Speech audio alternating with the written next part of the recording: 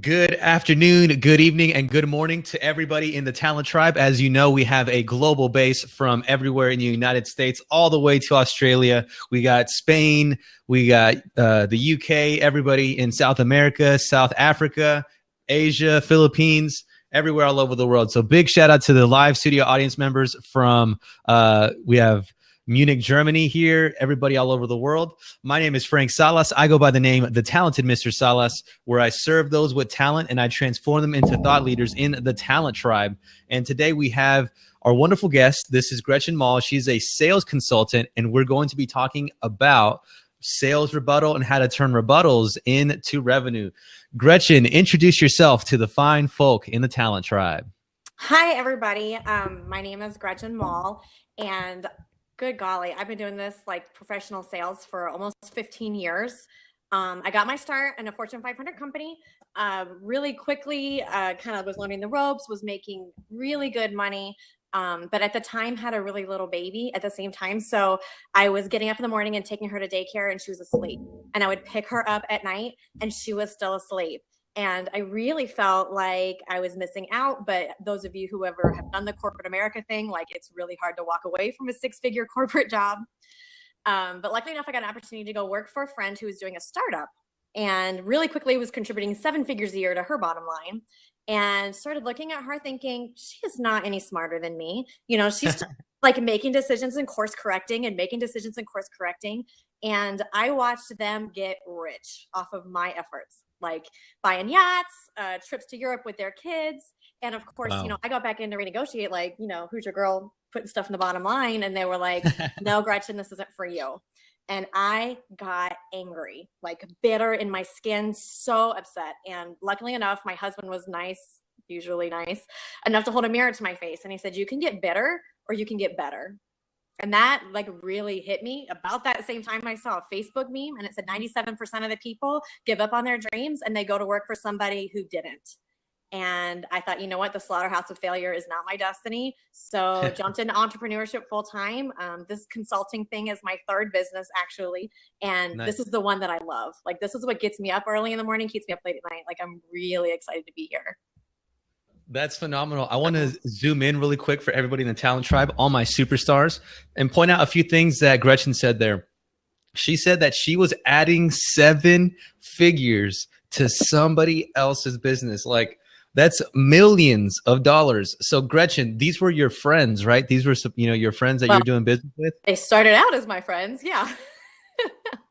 And on the flip side, as business owners, you guys had an arrangement. You were doing exceptionally well. And as a business person, you came back to renegotiate and they didn't want to do business. So they, as business owners, said, this is our line. It's not personal. It's just business. They didn't want to take that. And you had to learn that lesson. And from that, you had a support system. I really wanted to, focus that as well. You had a support system around you that enabled you to get through that a lot more quickly than most people. So you have a lot of things going for you in your business, and you have that support system. You took that and you were like, okay, if I can do that here, then I can do that in other places. And now you are going as a consultant, and instead of working with just one organization and adding 7 figures to their bottom line and getting whatever arrangement you have, you're able to go to different, organizations, big and small, and consult with them as a sales consultant and say, this is my fee and this is the value that I bring to your organization. Can you walk us through that part of your business? Absolutely. Well, one of the reasons that I really, really love what I do is because I am addicted to transformations. So anybody who's ever been in this situation before, like, it's really nice, like when you get your dream car, but when your clients get their dream cars, when they get to quit their jobs and come home to their kids, or, retire their parents that never saved a penny for retirement, like that's when things really get exciting. So I usually, not usually, all the time, go into small businesses and help them come up with a sales system and strategy that is easy and heart-centered.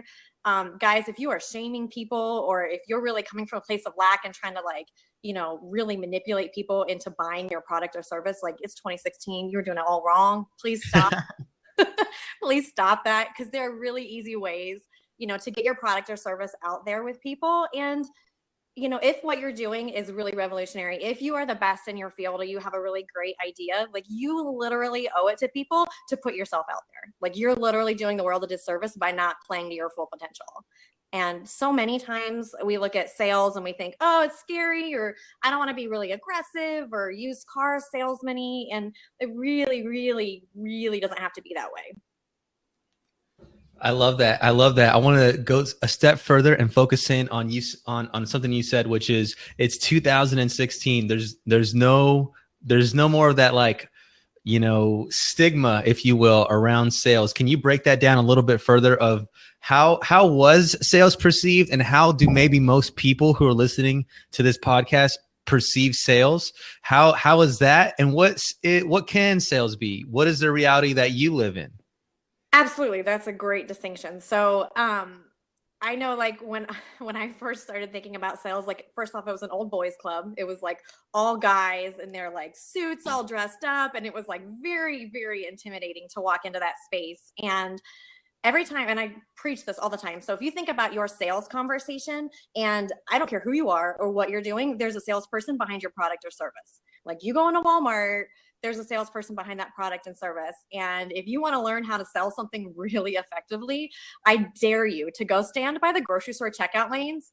I dare you, because there are all those kids there with their parents and they are just working them over. They don't if they say no. Mom, can I have this candy, please? What if I clean my room? What if I do this? What if I do that? They're not worried about their feelings or what it's going to feel. No, they just go for it 1,000%. So everybody has that like inner salesperson from when you were a kid. And I just work really hard to find that and bring that out. So I think the other big stigma about it is people hear objections, which we all do. I'm not going to throw it out on anybody. Maybe Frank, you've never done it, but we all say things that we don't really mean. Like you're fighting with your, well, let's say you're not fighting. Let's say you're just at home chilling with like your boyfriend or girlfriend, husband, whatever. And they're just annoying the shit out of you. And they're like, babe, what's wrong? And you go, nothing. And you know that's a lie. You know something's wrong, but you don't want to bring it up, right? Like we've all been there and done that. So never once in my life, never. That's exactly what your prospects and your clients are doing on the phone. So like you go through your whole spiel, you're all excited to be with them, and they go, I got to think about it. And people are like, they kind of clam up and they get real like, oh, okay, thank you. And they don't say anything, when really they're probably throwing up like a smoke screen, and that's not really what they mean. And so, you know, our job as business owners, sales consultants, whatever you want to call it, is to really break that down and find out like what is the real issue behind here. Because I don't know, or I have to think about it, really can mean I don't understand what you're talking about. I don't understand how this is going to benefit me or my business. I don't really get what you're doing. It could mean no, because we don't like to say no, but it's just so many things. You just have to kind of wade through it. I dig it. So can we focus in on something you just said? You just said sometimes people throw up a smoke screen. Now, you and I are sales professionals and we know what that means. But most people who are emerging entrepreneurs in the talent tribe, maybe they're still stuck in that employee mindset when maybe they don't sell anything. Maybe they have somebody tell them, when you come to work, this is what you have to do. This is when you go to lunch. This is when you can go to the bathroom. This is when you can go on vacation. And this is when you can maybe ask for a raise. So, you know, we come from a world where if we don't ask people certain questions, then our business doesn't grow. So can you maybe define what a smokescreen is in maybe more relatable terms? Absolutely. That's a great question. So a smokescreen is an excuse. Like there's only two, when you ask a question, especially in a sales call or a discovery call, clarity call, strategy calls, like I've heard them called so many things. It's all the same thing. I always call them either sales or discovery calls, and I use those terms interchangeably. But, you know, people ask a question and they're either objections or excuses. And to be honest, it's like 99.999%, they're all excuses.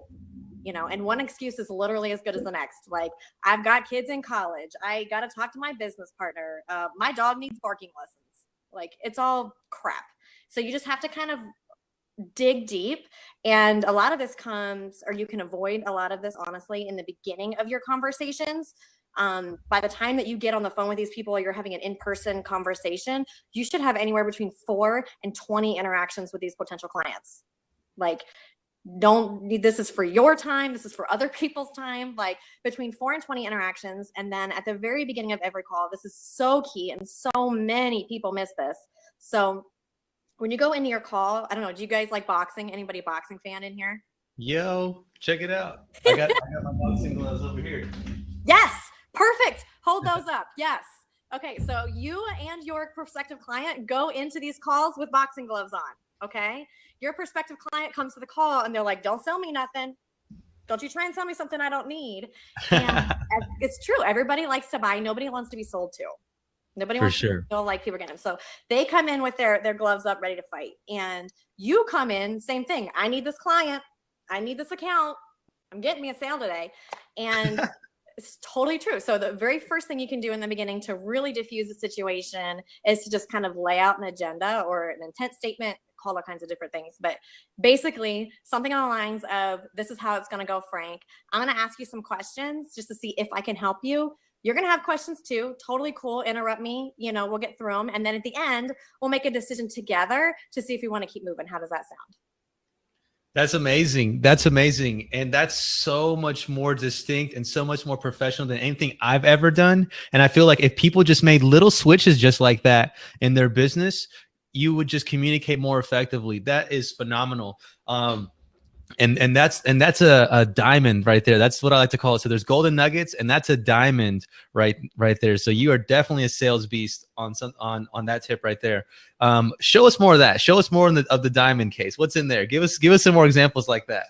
All right, well, I'm gonna break that down Okay. because I always find like, okay, you can write that down and hopefully y'all are taking notes. But if you know why you're saying it, then you can make it sound like you, because don't sound like Gretchen, because that's weird. Make it sound make it sound like Claude and whoever else is on here. So one, you want to ask, hey, this is how it's going to go. I'm going to ask you some questions and see if I can help you. So the psychology behind that is all of a sudden they start, releasing that tension, and they're like, oh, snap, maybe Frank can't help me. Okay.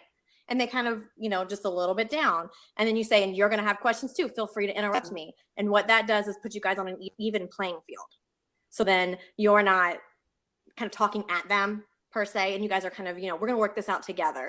And then you get into it and say, and at the end, we're going to make a decision together whether or not to move forward, so that when you ask for the sale at the end, it's not a surprise. I don't know how many of you guys have had that happen before, but I certainly have. When you get down at the end, you're like, hey, so, you want to work together? And they're like, oh my God, I didn't know you were going to ask that. Like, it's such a shock to them. And Right. You got to like baby step them a little bit. So, at the end, we're going to make a decision together. And then you say, how does that sound? Because you always, always, always want them to start saying yes. As many yes you can get until you get to the end when you're asking for the money.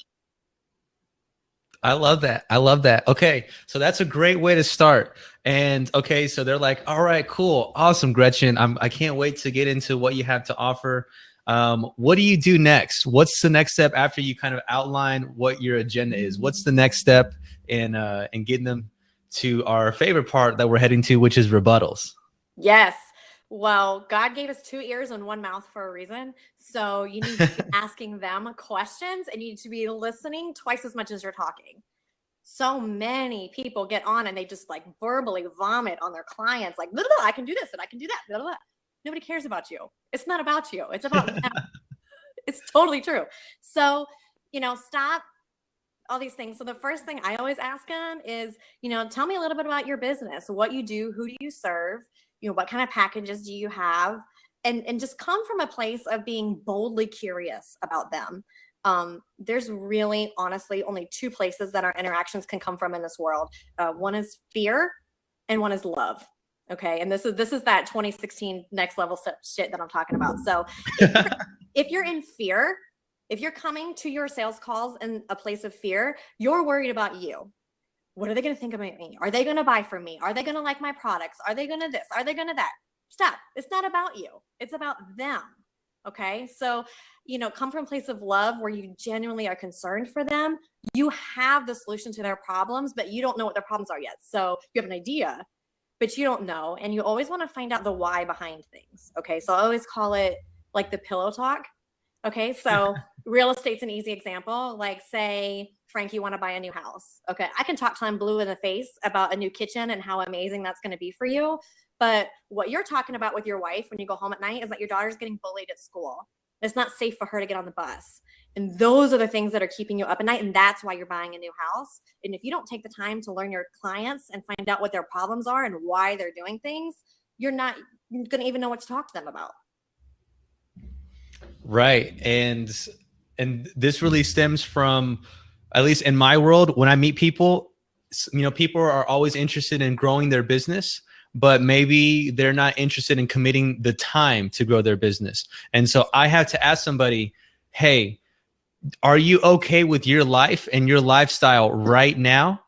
And if you're comfortable at all in that realm, I cannot serve you. But if you're ready to stop having that experience and take your game to the next level and completely alter your lifestyle, and you're willing to put the work in, then we can do the best work together. And I always ask people something around that question, just because it's the truth. Everybody on here, everybody who has some type of service or some type of value to give to a business has a way for you to augment someone's lifestyle, experience, business, sales, whatever. You just have to be able, first personally to understand your value and your worth to the situation, to a marketplace, and to other people.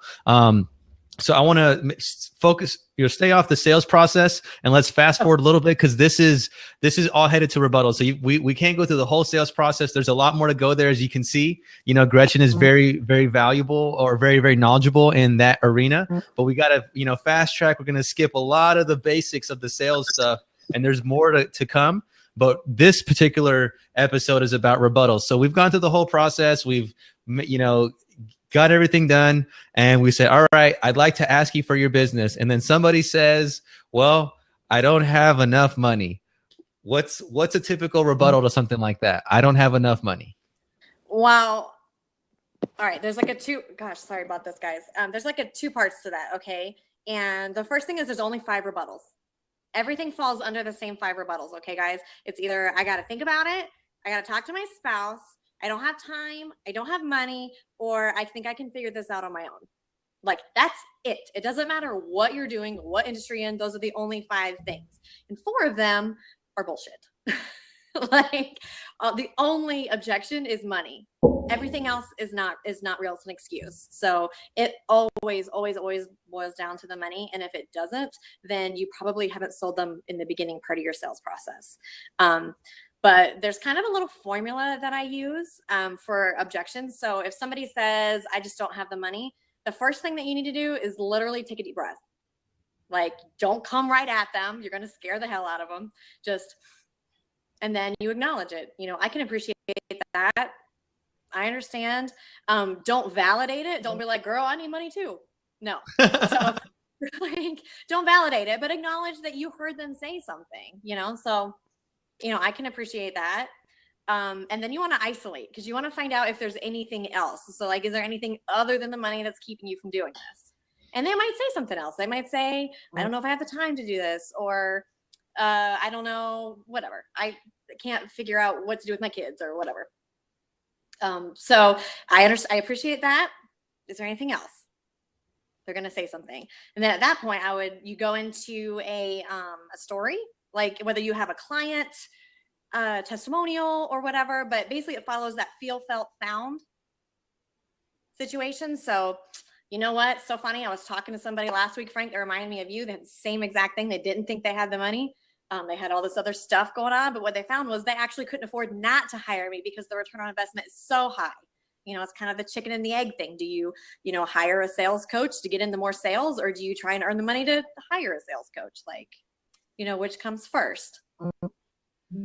So I want to focus on something that I've experienced personally. When someone tells me that I don't have enough money, when I started my very first business, I didn't have enough money to start my very first business. And I just reached out to people, and I just went down a list. I wrote a list of 100 people that I thought would invest some type of financial currency in my business or my efforts. So I just wrote down a list of 100 people, and I was 20 years old, college dropout. Everything that I thought would happen did. People were saying, go jump in a lake, blah, blah, blah. And 2 people just said, all right, that's all you need? Cool. And they gave me double than what I was asking for.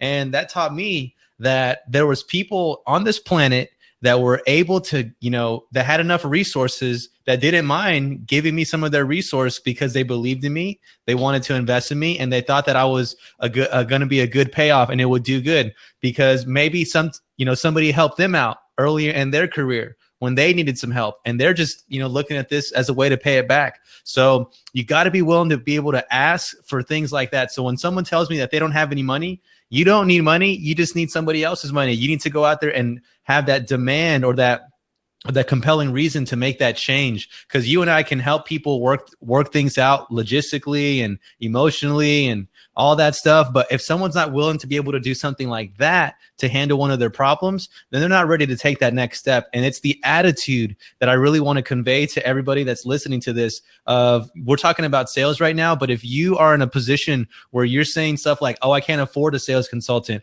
or I can't afford a social media growth hacker, or I can't afford a franchise, consultant to help me franchise my business, and I want to be the person that's stuck at that franchise, those things, those limiting beliefs are going to keep you where you're at right now. And before I jump into any business, I hire at least 5 consultants. When I work with consultants, they help me figure out things a lot faster. Consultants are consultants because they failed before where they got. So I just wanted to make that distinction for people that are maybe on this side, but also just as a whole, you have to be able to invest in yourself and make that next step. So we got the money one in the way. Because it's not that you don't have resources, it's that you don't have resourcefulness. Like I Absolutely. have clients, I mean, crazy stuff. I mean, and this is always helpful too, guys. So you need to have a little something in your back pocket at the end of this. And anybody who legit says like, I just don't have the money, like first off, don't admit that. Like, don't admit you don't have the money, because what if you don't have $500 in your bank account? Like you're literally one car accident away from financial ruin.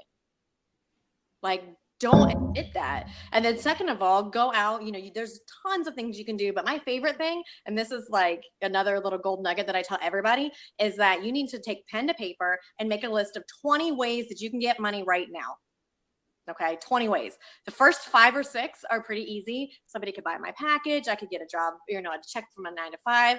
But I promise by the time you get to 15, 16, 17, you are like way outside the box. Like you're beyond yard sale. You're like, holy crap, like Edna's car's got 10 cents in it and I'll be right back. That's totally true.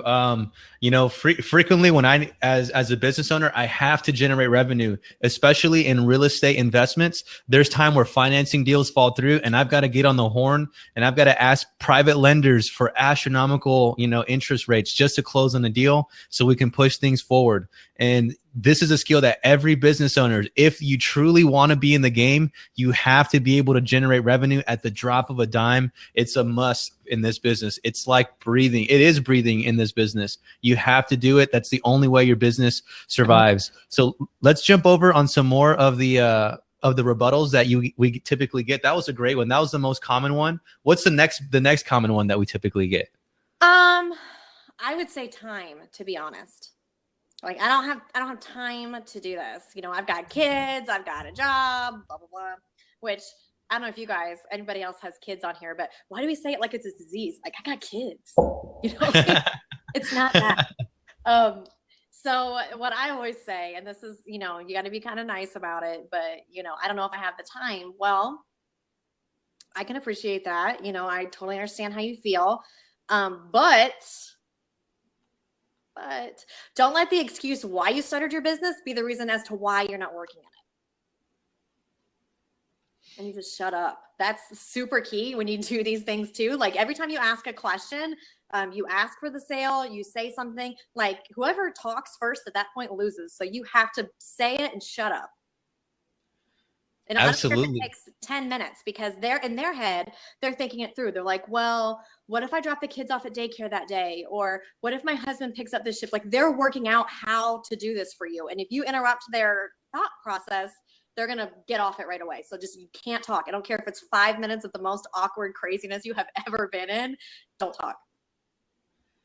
Yeah, there's always that one moment where it's just like you drop it and people are quiet. And this always happens in the best part of the deal. Oh, it's so awesome. I love it because that's when people are making the most shifts. Like you said, you have to give them time to process this new reality. You gave them, when they came to you, they only had a certain amount of options in their life. There was only a certain amount of possibilities. But now you've made them aware of a different possibility, and they are in real time actually physically reworking their brain to wrap their mind around exactly how you're going to be of value to them. And if you say something to interrupt them, you take them off track and they're not able to take that next step with you. So that was great. That was absolutely great. One thing that always gets me is when I ask people to work with me, they're like, I'm not sure if I want to handle this. Like, they're just like, they're not sure if they want to take the next step. They're just like hesitant, if you will. Okay. Well, if you were my client, I would say that you have to button up the beginning of your sales conversation a little bit, because that is really symptomatic of them not being sold by the end. But okay, if you get to the point where they're like, I just don't know, like, I think I can figure it out on my own, or I just don't know if I really need this in my life. You always want to, again, pause and say, I appreciate how you feel. But Frank, let me ask you this. There's more information on the internet than ever before, on finances, on success, on business, but there's not more successful people in the world than ever before. Why do you think that is? I don't know. It's accountability. Okay. So even the best Olympic athletes have their own coaches. They have their own consultants. That is exactly what we're going to do here. That is exactly what this program is designed to do. It's going to, and then the formula for this is everything that they want minus everything they don't. How did that sound? So this is going to, take your business into the stratosphere. You're going to have clients beating down your door, but it's not going to take up your entire life. It's not going to feel icky and gross. How does that sound? And again, sounds great. It sounds like I need to think about it. I need to think about it, Gretchen. I don't know. I appreciate that. Frank, what do you need to think about? Gretchen, you've given me a lot of options here, and I see a whole bunch of ways that you can bring value to me, but I just don't know how it's going to work out. I got to think about it. Okay, so guys, do you see how that worked? He circled right back, and this entire thing is a circle, okay? Because you could completely isolate and get rid of the money objection, and they're going to pop up something else, and that's okay. You're going to keep going in this circle until you get out the end.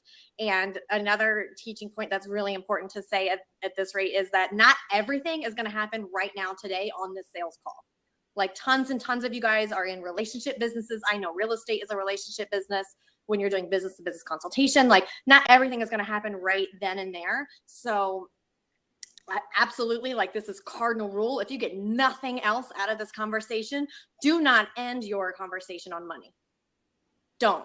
You always want to circle back to the possibility of what it's going to be like when you guys work together, and the things they're going to get from your product and service, and the ways that they're going to benefit from what you're doing. Don't ever leave it on the money, because they're going to go home and they're going to be thinking about it in their head. You don't want them to think about money, because they're going to be like, oh, I can't do it. I don't know what to do. But if you leave it on the possibility, they're going to go home and be like, well, what if Frank could get me an extra bajillion people on my Twitter? What would that do for me? That'd be really cool. And then they're thinking about that. I dig it. I tend to go on tangents. Can you tell? So no, that was great. That was all full of golden nuggets. I was just responding to some of the comments here from our live studio audience, making sure they didn't have any sales questions. If you guys have any questions here in our live audience, let us know. What are some of the rebuttals that you guys get? Or if you're watching this on iTunes, YouTube, Podcast Republic, or Stitcher, SoundCloud, just leave us in the comments below. We'll make sure that we'll get Gretchen involved and answer these questions for you. One thing that we get as consultants, because as a consultant, the average rate for a consultant for an expert is $500 per hour, and consultants aren't cheap. So sometimes people who aren't comfortable working with consultants who can really add 7 figures to their bottom line and really make a difference and have them buying yachts and go on European vacations. So to bring on somebody like that and work with them on a very intimate one-on-one level, it's not inexpensive. It's not cheap. However, it's full of a lot of value, and some people who are not a sophisticated entrepreneur, who don't know what it's like to pay healthcare taxes, payroll taxes, unemployment insurance, taxes to the comptroller, and so on and so forth. For somebody who doesn't know those types of expenses as a business owner, working with a consultant privately one-on-one is something they might not yet be ready for. And they might say something like, your fee is too high or your price is too high. How do you combat that kind of rebuttal? Well, for me personally, I make a really serious distinction when it comes to that. Like, I don't trade time for money. I don't trade time for money, period. What I trade are experiences for money. Okay. So if you're looking for an experience, this is where you go. I actually heard a great story the other day. There was an old guy sitting in a restaurant, and he looks over and he sees Pablo Picasso there, and he's doodling on a napkin. And the old man goes over and he's like, holy crap, can I get your napkin? And Pablo Picasso holds it up and he goes, sure, that's $10,000. And the guy goes, it took you 30 seconds to do. And he said, no, it took me a lifetime. Mm-hmm. And that is the experience that you're paying for with a consultant. Okay. Been there, done that. Please don't go down that pothole to put a system into place. Like, I am very, very big on systems that you can plug anybody into. Like, McDonald's does not have the best hamburgers. Absolutely. But they have a system that you can get the same one in Shanghai as you can in LA. Okay. And you want that for your business. If you want to scale your business and have it be duplicatable with steady growth, you need sales systems. So Sure. to circle back to your question, if somebody said that to me, I would say, well, how serious are you about growing your business? How serious are, you said that you wanted to get to 7 figures. And when you said you wanted time and financial freedom, were you serious or were you just messing around? Right. And so I want to maybe zoom in there for the Talent Tribe superstars. What she's doing is like she started. She's, most people would say qualifying her client, but I would say she's really looking to see, does this person want to make that change? Because we as consultants, we as coaches, we as service providers, especially if we're working with people one-on-one, we can only give them the knowledge. We can only give them the value that we have, but we cannot execute them for them. We're not their employee. We're going to give them, as a sophisticated business owner, the knowledge that they paid for. They're going to compress all the time and all the experience. Like, how many years do you have in sales, Gretchen? 15, maybe a little more. 15. So a little more than 15 years in sales. If you hire Gretchen, she's going to compress a decade and a half and all her knowledge to really fix your game and get you to where you need to be. And that right there is so valuable. That is her napkin or her drawing on a napkin. And she's going to tweak your game, and you won't ever have to go down any of the pitfalls and the paths and the lessons that she's had to learn the hard way, because you're going to learn from the best right away, and your game is going to be a lot better. So that's something that I really like to point out to everybody in the Talent Tribe, and just focus in right there. Now, let's switch gears a little bit and let's throw some more objections in there. What if somebody were to tell you that they didn't see the value in working with you because you were, small? Maybe you don't have 10,000 followers. Maybe you don't have celebrity clients. Maybe you don't have this. They're giving you the who are you or who are you supposed to be rebuttal. How would you handle that one?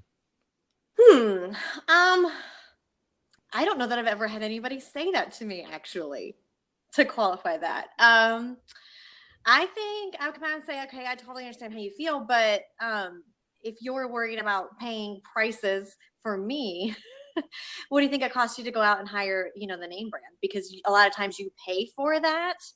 And I would also argue that some of the best salespeople are the ones that you don't even know they're selling to you. Like, those are the people that are boom. And I would also say, and this is true for anybody who's like a service-based professional, you need to have client testimonials in your pocket. Okay. So when they say, oh, I don't know, like just what you're talking about, like, you don't really have a big name, like, that's okay, but you need to go talk to so-and-so and see what I did to her business. You need to go talk to this small business because they're doing that. And you need to have testimonials everywhere. Every single person that talks to me gives me a testimonial. I mean, I just point blank ask them, and you guys awesome. too, because those are your best armor against stuff like that. That's awesome. That's great. That's great. I really wanted to focus for everybody on the talent tribe who might be emerging entrepreneurs, who might have that self-limiting belief or that fear that they might, who are they to ask for that business? Lots of people have trouble calling themselves an expert, calling themselves a guru, if you will, which is not a bad thing. If you're an expert, you know your stuff and you should tell the world the stuff that you know. Let's focus on one thing that you said earlier. You said, I have to talk to my spouse. Look, I'm raising my hand for a second. What's up? Call on me. Another thing, if you don't have personal client testimonials to your story, it's okay to use third-party stories, okay? It's okay to use somebody from your mastermind group story. It's okay to hear about a client. Just don't claim them as your own. Okay, don't be like, my client, blah, blah, blah, because the internet, even though it seems like a big place, is a small world. Okay? Don't be claiming things that aren't yours. That's not the deal. But it's okay to say there was a client that did this and they got that result. That's awesome. Yeah, that's awesome. Sorry. What do you say to somebody that has to talk to their spouse? I would say I can appreciate that. How long have you guys been married? 2 years. Oh, congratulations. You guys are basically newlyweds. Oh, well, do you think after 2 years that you kind of, know her a little bit? Yes, I do. I'd hope so, right? Yeah. So if you go home and talk to her, what are some of the things you're going to say about why you think this program is really going to be beneficial for you? I say, hey, honey, I talked to Gretchen. She seemed like she knows her stuff. She's been a sales consultant for a little over a decade and a half. She can definitely show me some cool tips to generate more revenue for our business. And I'm interested in working with her. All right. So Frank, can you honestly tell me that she's going to look you in the eye and say, babe, I don't want you to have those things? She would be concerned with, me spending some money, and she'd be glad that I brought it up with her and talked to her about it. Okay. So time out, teaching moment for a second. See, it wasn't about the spouse. It was about the money. So you got to isolate and get that out of there. Okay. So other than the money, is there anything else that would keep you from not doing this today? Just got to talk to my wife about it. Just got to talk to my wife and make sure she's cool with it. Absolutely. So let's say that she says, because let's be honest here, like, I don't know how your spouse is. My spouse really has no idea what the day-to-day things of my business are. Like if I went to him and I was like, I need a new computer because XYZ, he's not going to be like, oh, no, you can't have that. He's going to be like, I don't know your needs. So if that's what you need to keep making money, okay. Do you feel like your wife is that way? Or is she like really hands-on in your business? I think she'd be cool with me, getting a new computer if I needed it for my business. Exactly. This is the same thing. This is a computer for your bottom line. This is a computer for your bottom line. So let's this here. Absolutely. So then she would have got me. I would have been a swish. She could do this all day, guys. And that's the kind of, okay. Somebody who's listening to this right now is probably like, well, that's Gretchen, and she's been doing this for a decade and a half. And even if she is a consultant, there's no way that I could ever do that kind of stuff. Can you maybe tell us some testimonials or some experiences from the people that you've worked with? What are some kind of changes that you've personally seen people, grow through in your business? Absolutely. Well, in fact, just the other day, I have a client named Lindsay, and I literally have broke this down, guys, into a formula. So the nice thing about formulas is that you plug and play. All right. So you don't have Gretchen's words. You don't have to talk about my clients. Talk about your clients and your experiences. And she's doing a Reiki certification, and she was feeling like that's really hard because that's not like a tangible thing, which a lot of us don't have tangible things that we can offer. And, somebody said, well, I just don't see how this can benefit my business. And she absolutely was able to turn it around, and by using this whole method to isolate, tell a third party story, because if you tell a third party story, because let's face it, guys, stories sell and facts tell. So tell stories all day long. And by telling the story, they can see it. It's not like confronting them, but they can kind of put themselves in that story. Like, well, if Frank can do it, like, hell, anybody can. So she was able to tell that third party story and use this formula. And then she filled 6 out of her 10 spots in, I think, 5 days. Nice. So it doesn't matter what you're doing. It doesn't matter if you feel like you're intuitive or, a lot of my clients have been people who are, I don't want to say like woo woo, but more creative types, like a lot of graphic designers or web designers, people who have products that they develop, but they don't feel like they're good at business. I don't know how many of you guys have done that, but you know, you have like the plumber who's a fantastic plumber, but gets into business for themselves and gets completely screwed because they don't know anything about business. Right. You know what I mean? Those are the types of people that really need consultants. We're going to take some, go ahead. No, I was just going to keep on telling client stories. Yeah. So.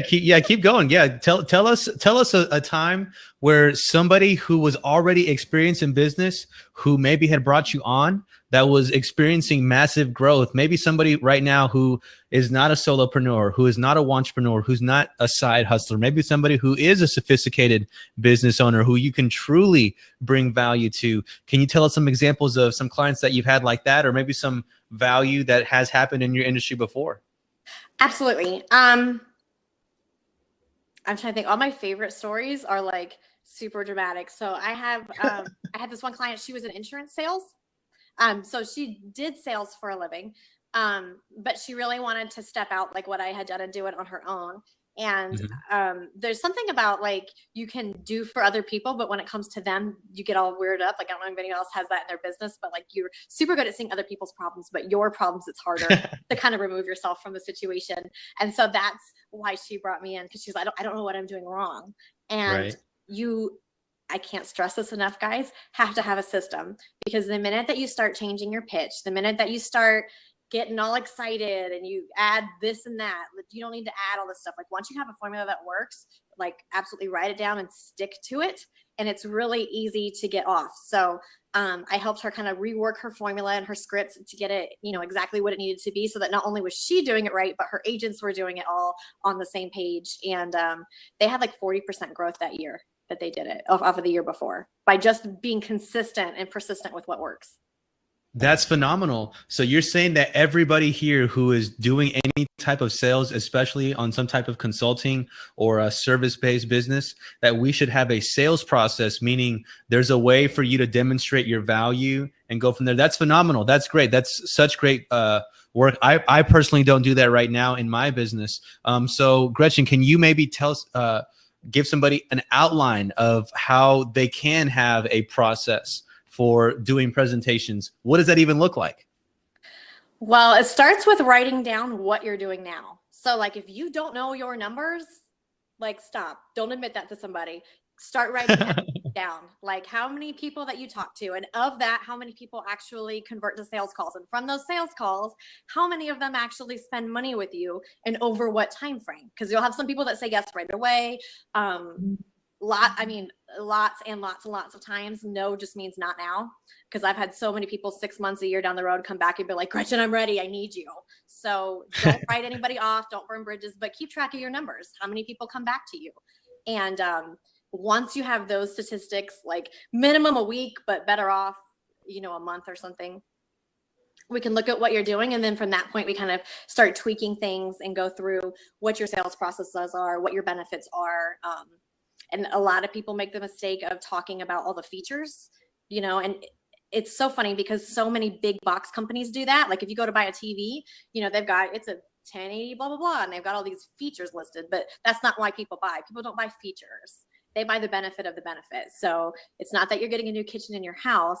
It's that your daughter's not going to get bullied on the bus anymore. And you just have to go down that rabbit hole. And so many people don't. Like you have to just spell it out in plain English to people. Like, if you hire me, you are going to increase your bottom line, which is going to give you more freedom to be at home with your kids at night.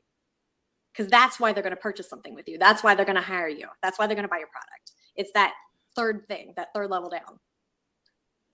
One thing that I noticed is that you're great at getting to the why. You're great at getting to the actual reason, not the reason that people tell you, not the smoke screen, if you will, but the actual reason. What are some actionable tips that people can take right now from listening to this podcast that they can enact in their sales process or in their business or even in their life right now to get to that why a lot faster? Okay, well, first off, I am a huge why girl. If you have not watched Simon Sinek's Start With Why TED Talk, like do that right now. Absolutely do that right now. That man needs to hire me because I refer him all the time. But watch his thing, because there's psychology of why people do things. Like this isn't just something that I came up with out of my ass that works. Like there is science behind why this happens and why this works. So that's a great place to start. Also, Absolutely. For your product or service, whatever you do, like start writing down at least third level benefits. So, if you are a health coach, for instance, and you help people lose weight, like, okay, so the benefit is that they're going to lose weight, but what's the next level down? You know, if they're going to live longer, and then you can take and tie that, like, okay, so, you know, usually when people are at that point where they want to lose weight, they've had some sort of experience. Somebody near them has gotten sick or passed away unexpectedly or something like that. So you have to go down that path. So today, get out your, you know, pen and paper. I'm huge on pen and paper, and write down, you know, the feature of your product or service, and then the benefit, and then the benefit of the benefit. And if you can tie a dollar amount to it, even better. I want to zoom in for all my superstars in the talent tribe. And you said the third benefit, or the benefit of the benefit. Can you give us maybe like 2 or 3 examples of something like that? Yeah. So yeah, you may decide that you want to lose weight. The benefit of that is that you're going to be healthier, and then you're going to, you know, live longer, be able to be there for your kids, be able to not get out of breath when you go up and down the stairs, or, you know, whatever it is. But that's why people do it. They didn't fit into that airline seat and they were embarrassed. They were at the amusement park and they couldn't ride that ride in front of their kids, and that embarrassed them, and they don't want to have that anymore. Yeah, I'm huge on time freedom. Like, that's very, very big to me. So like outsourcing, for instance, outsourcing is important to me. Why? Because there's maybe 90 hours of work in my business, but I don't need to do all 90 of them. But why I'm doing that is not because I'm lazy. It's because I've got a son on a travel wrestling team, and it's really important to me to be able to travel with him. So that's the benefit to me. It's not that I don't have to work as much. That's not my why. That doesn't motivate me. And you're calling it the why, but the science term is the motivation to buy. Nice. I dig it. I dig it. Perfect. If you are building a book of business, every book of business is always, always, always built by the follow-up. Now, I know we could do a separate entire, maybe even curriculum on the follow-up and how it's so powerful, important, but can you just maybe help people out to understand not only the power of the follow-up, but the benefits of the follow-up, and the benefits of the benefits, and maybe even the third benefits of something like following up? Absolutely. So statistically speaking, people don't buy anything. They don't like pull out their checkbooks or their wallets to spend money until the 7th time they've said no. Guys, 7 times. And so many people, even people that are good at sales, after 3 or 4, they stop and they're okay, never mind. And you have to follow up. It's so super important. The fortune is in the follow-up, people. Write that down. The fortune is in the follow-up. So, you know, absolutely, when you're on these sales calls, first and foremost, if they don't buy with you right then, and they're not a complete nightmare, because honestly, we've all had those clients where you're like, please don't say that you want to work with me, because I just can't. But let's say that they're a fit, they're an ideal client for you, and they're just not really sure. Schedule a time to follow up. Like, do not get off the phone or Skype or Twitter or wherever you are, because you're going to, you know, be doing this wherever your ideal client is. But do not hang up the phone with them until you set up a time for follow-up. Okay, whether it's next Tuesday, next Friday, it's a week from now, whatever it is. Don't get off the phone until you set up a time for follow-up, and then stick to it. Like, be a ethical business person. If you say you're going to call them on Tuesday at 7, do it. Just do it. And this is a personal example. In the last week, I did this with a client, and she emailed me in the meantime, and she was like, I don't really think it's going to work out, and I'm just really not that interested. And I literally typed back to her, I've been thinking about you, and I have an idea. And that's all I said. I've been thinking about you, and I have an idea. Well, guess what she did? Oh my God, Gretchen, what is it? What are you talking about? And boom, she's a client now. Boom. But if you just let that go and you're like, oh, it's not for you. Oh, okay. No, but she was just in fear. You know, everybody who's about to up level, anybody who's ever been on the brink of something really, really big, either personally or in your business life, you know, there's always a little bit of fear in there. There's a little bit like, is this the right thing? Am I ready for this? Is this going to really help me? And you can get really deep in that fear. And as the professional, as the coach, as the consultant or whatever, it's our job to hold space for them and say, you know what, it's okay that you're afraid, but we're going to do it together. Absolutely. I absolutely like that. That's great. So many diamonds in there. I hope you guys are taking your notes. I know your notepad's probably all filled up with diamonds that you've been dropping, Gretchen. Gretchen, when somebody is, you know, in your follow-up process, you do business with them, you're working with them. The next step up to up level your sales skill is referrals. I know we could spend another whole, you know, lifetime on referrals, but talk to us a little bit about referrals. Okay, there's one phrase that every entrepreneur should be asking, and it is, who do you know that I should know? I have almost, I'm not gonna say never, but almost never had a bad response to that. People, they always think like, who do I know that Gretchen should know? And it's almost always a gold lead, like almost always. So who do you know that I should know? Great, great. I think you've done a great job of showing us a lot of the different tools to be successful in our business. And looks like we lost her really quickly, so I'm going to wrap up here. Hopefully we get to get Gretchen back. Yeah, there she goes. She's coming back. No worries, no worries. We're doing this live, by the way. So Gretchen is a professional sales consultant. She can help people with their business. Gretchen, before we sign off, can you tell people the benefits of handling the sales aspect of their business? If somebody were to really buckle down and handle this one part of their business, what would happen from, you know, what would happen from now on? Well, what wouldn't happen? Because it doesn't matter. All right. So first off, everybody is really, really good at their zone of genius, and that's where you need to keep your money. So let's say, for instance, this is one of the best pieces of business advice somebody ever gave me. If your goal income is $1 million a year, okay, you need to break it down into what that is, and it works out to be roughly $500 an hour. And if you can outsource it, if you can pay somebody else to do that for less than $500 an hour, you have no business doing it, because you have to just stick with what your zone of genius is and what the things are that you're good at that nobody else can do. And obviously censoring, like, you know, what you don't want to outsource. Like, I could outsource somebody to put my kids to bed at night, but I don't want to. I want to. Right. So, qualify that. So with the sales process, it's exactly the same thing. If that's not your zone of genius, don't try and make it up. You know, I'm not an accountant. I don't keep my own books. I have no idea where to go with that. And I own that. Right. But I am good at sales. So if sales isn't your forte, that's okay. Just get somebody in, even if it's not me, but get somebody who knows what they're talking about to set up a system for you so you can plug anybody in and keep rocking and rolling. Because again, if you don't have sales in your business, you don't have a business. And I don't want that for you.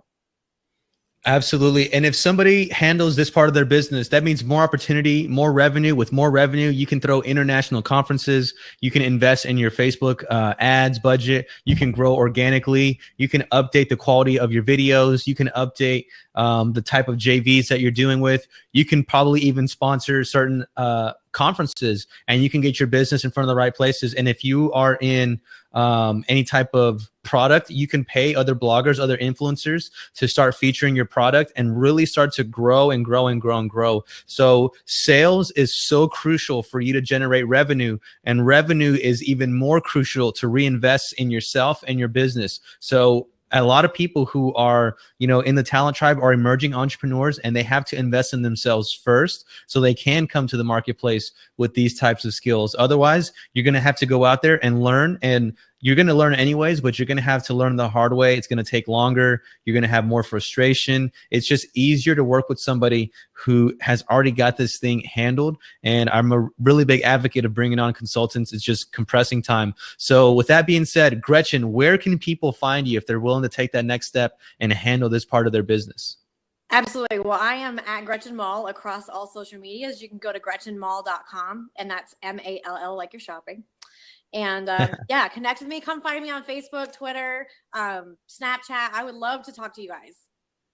Awesome. Awesome. Well, that's Gretchen, guys. My name is Frank Salas. I go by the name The Talented Mr. Salas. This is an interview series for our superstars in the talent tribe, where I serve those with talent and transform them into thought leaders. Want to encourage you guys to go out there and find 10 people who are interested in your service, and just try all these new techniques on them and see if you can, you know, not close them, but provide value to them. That's all sales is an exchange of value for money. And if you can make someone else's life better, then you should be compensated for it. And in abundance, the marketplace is going to reward both of you. Once you work with somebody like Gretchen, you are now going to have the skill to start generating more revenue, to be able to invest into more products, more services. You'd be able to serve your clients better. It's a win-win situation. Asking for business is not a bad thing. It's something that's crucial to any business, and you have to do it. So Gretchen, any final things you want to add on to that? If you don't ask, guys, the answer is always no. Don't do that. Just ask. Like, you would be shocked how many people are like, okay. Boom, boom. Well, that's a wrap, guys. That's a wrap.